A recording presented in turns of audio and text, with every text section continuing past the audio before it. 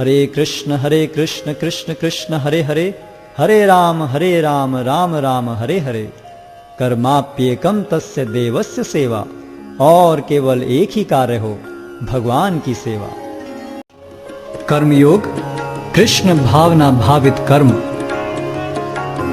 अर्जुन ने कहा, हे कृष्ण, पहले आप मुझसे कर्म त्यागने के लिए कहते हैं और फिर भक्ति पूर्वक कर्म करने का आदेश देते हैं। क्या आप अब कृपा करके निश्चित रूप से मुझे बताएंगे कि इन दोनों में से कौन अधिक लाभप्रद है? श्री भगवान ने उत्तर दिया, मुक्ति के लिए तो कर्म का परित्याग तथा भक्ति में कर्म दोनों ही उत्तम है, किंतु इन दोनों में से कर्म के परित्याग से भक्ति युक्त कर्म श्रेष्ठ है। जो पुरुष न तो कर्म फलों से घृणा करता है और न कर्म फल की इच्छा करता है, वह नित्य सन्यासी जाना जाता है। हे महाबाहु अर्जुन, ऐसा मनुष्य समस्त द्वंद्वों से रहित होकर बहुबंधन को पार कर पूर्णतया मुक्त हो जाता है। अज्ञानी ही भक्ति को भौतिक जगत के विश्लेषणात्मक अध्ययन से भिन्न कहते हैं। जो वस्तुतः ज्ञानी हैं वे कहते हैं कि जो इनमें से किसी एक मार्ग का भली भांति अनुसरण करता है, वह दोनों के फल प्राप्त कर लेता है। जो यह जानता है कि विश्लेषणात्मक अध्ययन द्वारा प्राप्त स्थान भक्ति द्वारा भी प्राप्त किया जा सकता है, और इस तरह जो सांख्य योग तथा भक्ति योग को एक समान देखता है, वही वस्तुओं को यथारूप में देखता है। भक्ति में लगे बिना केवल समस्त कर्मों का परित्याग करने से कोई सुखी नहीं बन सकता, परंतु भक्ति में लगा हुआ विचारवान व्यक्ति शीघ्र ही परमेश्वर को प्राप्त कर लेता है। जो भक्ति भाव से कर्म करता है, जो विशुद्ध आत्मा है और अपने मन तथा इंद्रियों को वश में रखता है, वह सबों को प्रिय होता है और सभी लोग उसे प्रिय होते हैं। ऐसा व्यक्ति कर्म करता हुआ भी कभी नहीं बंधता।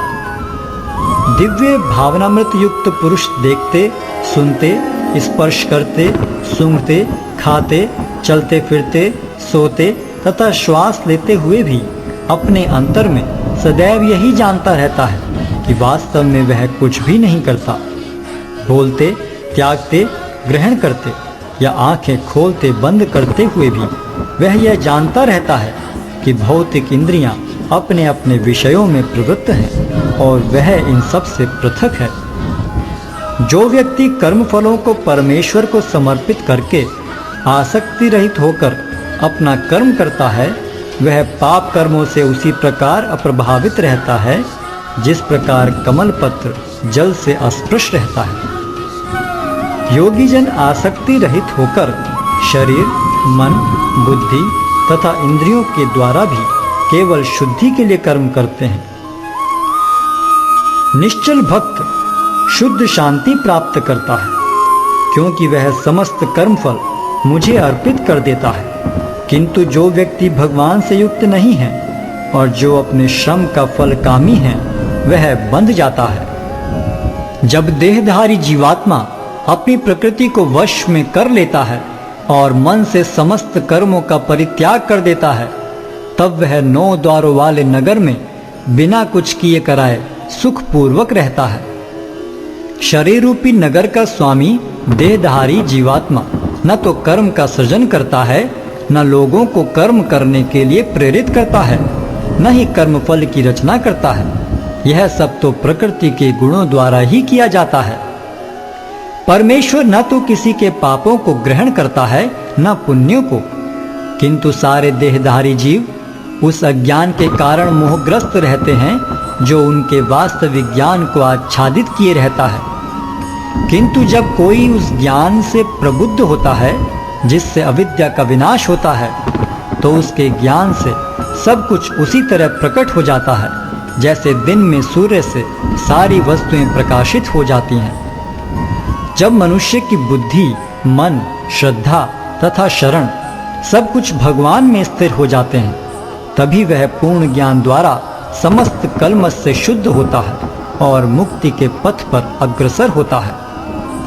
विनम्र साधु पुरुष अपने वास्तविक ज्ञान के कारण एक विद्वान तथा विनीत ब्राह्मण, गाय हाथी, कुत्ता तथा चांडाल को समान दृष्टि से देखते हैं।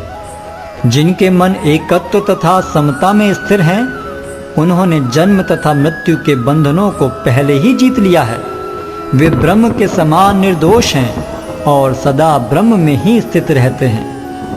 जो न तो प्रिय वस्तु को पाकर हर्षित होता है और न अप्रिय को पाकर विचलित होता है, जो स्थिर बुद्धि है, जो मोह रहित है और भगवत विद्या को जानने वाला है, वह पहले से ही ब्रह्म में स्थित रहता है। ऐसा मुक्त पुरुष भौतिक इंद्रिय सुख की ओर आकृष्ट नहीं होता, अपितु सदैव समाधि में रहकर अपने अंतर में आनंद का अनुभव करता है। इस प्रकार स्वरूप सिद्ध व्यक्ति पर ब्रह्म में एकाग्र चित्त होने के कारण असीम सुख भोगता है। बुद्धिमान मनुष्य दुख के कारणों में भाग नहीं लेता, जो कि भौतिक इंद्रियों के संसर्ग से उत्पन्न होते हैं।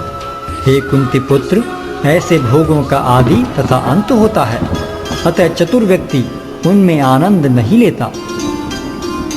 यदि इस शरीर को त्यागने के पूर्व कोई मनुष्य इंद्रियों के वेगों को सहन करने तथा इच्छा एवं क्रोध के वेग को रोकने में समर्थ होता है, तो वह इस संसार में सुखी रह सकता है। जो अंतःकरण में सुख का अनुभव करता है, जो कर्मठ है और अंतःकरण में ही रमण करता है तथा जिसका लक्ष्य अंतर्मुखी होता है, वह सचमुच पूर्ण योगी है। वह पर ब्रह्म में मुक्ति पाता है और अंततोगत्वा ब्रह्म को प्राप्त होता है। जो लोग संशय से उत्पन्न होने वाले द्वैत से परे हैं, जिनके मन आत्म साक्षात्कार में रत हैं, जो समस्त जीवों के कल्याण कार्य करने में सदैव व्यस्त रहते हैं और जो समस्त पापों से रहित हैं, वे ब्रह्म निर्वाण को प्राप्त होते हैं। जो क्रोध तथा समस्त भौतिक इच्छाओं से रहित हैं, जो स्वरूप सिद्ध आत्म संयमी हैं और संसिद्धि के लिए निरंतर प्रयास करते हैं, उनकी मुक्ति निकट भविष्य में सुनिश्चित है। समस्त इंद्रिय विषयों को बाहर करके, दृष्टि को बाहों के मध्य में केंद्रित करके, प्राण तथा पान वायु को नथुनों के भीतर रोककर और इस तरह मन, इंद्रियों तथा बुद्धि को वश में करके जो मोक्ष को लक्ष्य बनाता है, वह योगी इच्छा, भय तथा क्रोध से रहित हो जाता है। जो निरंतर इस अवस्था में रहता है, वह अवश्य ही मुक्त है। मुझे समस्त यज्ञों तथा तपस्याओं का परम भोक्ता, समस्त लोकों तथा देवताओं का परमेश्वर एवं समस्त जीवों का उपकारी एवं हितैषी जानकर मेरे भावनामृत से पूर्ण पुरुष भौतिक दुखों से शांति लाभ करता है।